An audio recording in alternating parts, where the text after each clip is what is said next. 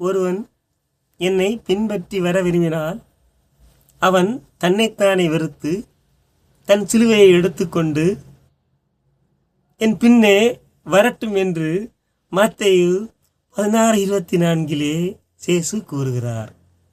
இன்றைய நவீன காலகட்டத்திலே எல்லா சூழ்நிலைகளிலும் இயேசுவை பின்பற்றுவதென்பதும் தன்னைத்தானே வெறுப்பதும் சற்றேறக்குறைய நடக்காத ஒன்றாகும்.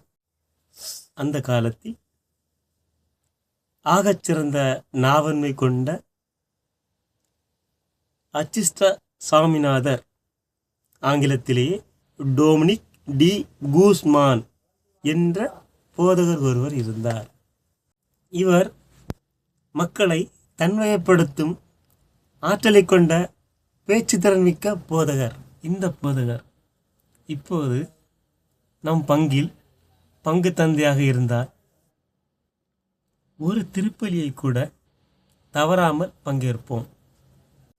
அவருடைய பிரசங்கங்கள் அனல் பறக்கும் விதமாகவும் கருத்துருவில் ஆழமானதாகவும் இருந்தன. இதே காலகட்டத்தில்தான் ஆல்பி ஜென்சியன் என்ற பதித கொள்கை வேகமாக பரவியது. ஆல்பி ஜென்சியன் பதித கொள்கை கூறுவது என்னவென்றால், நன்மைக்கு ஒரு கடவுள், தீமைக்கு ஒரு கடவுள் உண்டென்றும், நன்மை செய்ய விரும்புவோர் நன்மைக்கான கடவுளை வழிபடலாம், தீமை செய்ய விரும்புவோர் தீமைக்கான கடவுளை வழிபடலாம் என்றும், சேசு என்பவர் வெறும் மனிதர் மட்டும்தான் என்பன போன்ற இன்னும் பல தவறான அடிப்படை கொள்கையை கொண்டது. பதித கொள்கை பரவுதலின் வேகத்தில் அச்சிஷ்ட சாமிநாதரின் போதனையை கேட்ட மக்கள் கூட மனம் வழங்கினர். இதனை கண்ட சாமிநாதர் என்ன நேரிடுமோ என பயந்து தூலூஸ் பட்டணத்திற்கு அருகிலிருந்த காட்டுக்குள் ஓடிப்போனார். அவரையே பலியாக அன்னை மரியாயிடம் தன்னையே ஒப்பு கொடுத்தார்.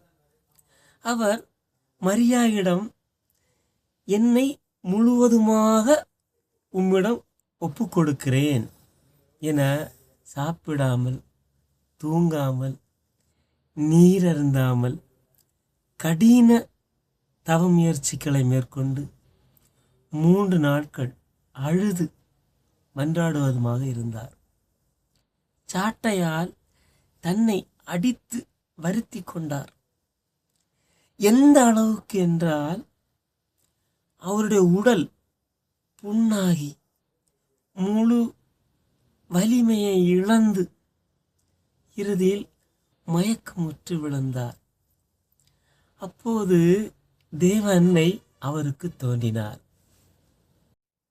அவ்வாறு தோன்றி, என் அன்பார்ந்த மகனே, எந்த ஆயுதத்தை கொண்டு இந்த உலகத்தை சீர்திருத்த பரிசுத்த தமத்திருத்துவம் விரும்புகிறது என்பதை அறிவாயா என்று மரியாயை அவர்கள் கேட்கிறார்கள். அதற்கு மறுமொழியாக அச்சிஷ்ட சாமிநாதர், என்னை விட தங்களுக்கே மிக நன்றாக தெரியும் என்று கூறினார். எல்லா இருள் சூழ்ந்த இரவாகிய துன்பங்களிலும் அருளை பெற்றுக்கொள்ள போர்க்கருவியாய் இருப்பது கபிரியேல் சம்மனசு கூறிய மங்கள வாழ்த்தொலியே. இந்த மங்கள வாழ்த்தொலி இன்று மட்டுமல்ல, இனி வரக்கூடிய எல்லா காலத்திலும் இருளை போக்கக்கூடியது. எப்பேற்பட்ட போர்க்களத்திலும் நம்மை வெற்றி பெற செய்யக்கூடிய வல்லமை கொண்டது. ஏனெனில் இந்த மங்கள வாழ்த்தொலி சேசு கிறிஸ்துநாதருடைய மனு உருவுக்கு அடித்தளம். உன்னுடைய ஜபங்களுக்கு பதிலாக அமைவது என்னுடைய சங்கீதங்களே, மரியாயின் சங்கீதங்களே என்பதை அறிவி. அப்பொழுது சாமிநாதர் ஆறுதல் பெற்றவராய் எழுந்து ஜெபமாலை அறிவித்தார். ஏறக்குறைய தூலூஸ் நகரவாசிகள் அத்தனை பேருமே ஜெபமாலை ஏற்றுக்கொண்டார்கள். கிபி 1214 வருடம் 15 தேவ ரகசியங்களை கொண்ட ஜெபமாலையை திருச்சபைக்கு அஸ்திஷ்ட சாமிநாதர் அளித்தார். திருச்சபையும் அதன் மகிமையை உணர்ந்து ஏற்று பிரசங்கித்தது. நாமும் இந்த மரியாயின் சங்கீதங்களை தியானித்து ஜெபிப்போம்.